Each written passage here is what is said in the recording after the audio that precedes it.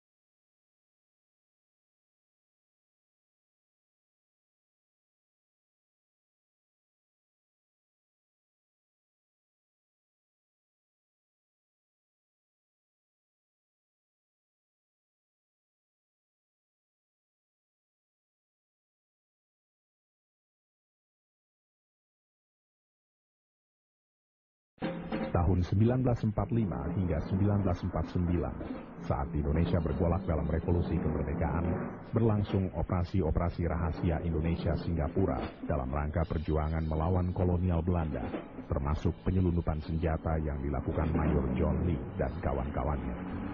Saya tidak bisa ingat lagi, ya, berapa banyak, tetapi apa yang kami bisa perbuat, bukan saja senjata, obat-obatan, juga seperti saya katakan, untuk Belanda itu yang mau tangkap itu tong-tongkan. Diadili di Singapura, tapi kemudian dia dibebaskan karena terbukti tidak bersalah gitu. Tanya sama saya, engkau ditangkap basah. Saya bilang, memang benar. Kenapa engkau kasih nama The Outlaw? Karena memang ini kapal ini kita memperjuangkan untuk negara Nusa dan bangsa Indonesia. Sesudahnya kami ditanya banyak pertanyaan. Saya bilang, saya ada surat. Saya keluar dengan surat yang resmi. Saya bisa keluar. Port clearance. Adanya satu transmitter dunia yang orang tanya sama saya. Itu ada di Angkatan Darat. Engkau berani tanggung jawab. Curi saja, saya bilang. Saya berani tanggung jawab. Curi saja. Tapi kita memerlukan itu. Jadi dengan cara-cara antara lain kita menyusur pantai lah gitu. Jadi kan kalau di laut kan mudah untuk, apalagi sudah ada radar, memang diketahui. Kalau ini nggak ada pantai kan susah toh, karena ada gunung dan sebagainya itu. Terus kita belayarnya malam, ya, untuk malam. Lanjutnya kalau kita ditembaki, kita mengadakan siksa setelah itu. Ya.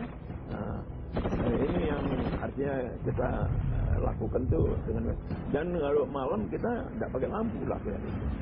Itu salah satu cara-cara untuk bisa menembus yang blokade. Tapi sebenarnya yang penting terutama ini mengenai kecepatan kapal kita ini, ya, kapal PDP-LD 58 dari itu kalau full speed itu bisa 40 knots itu 1 jamnya lah gitu. Pada satu waktu kita mau masuk Sumatera,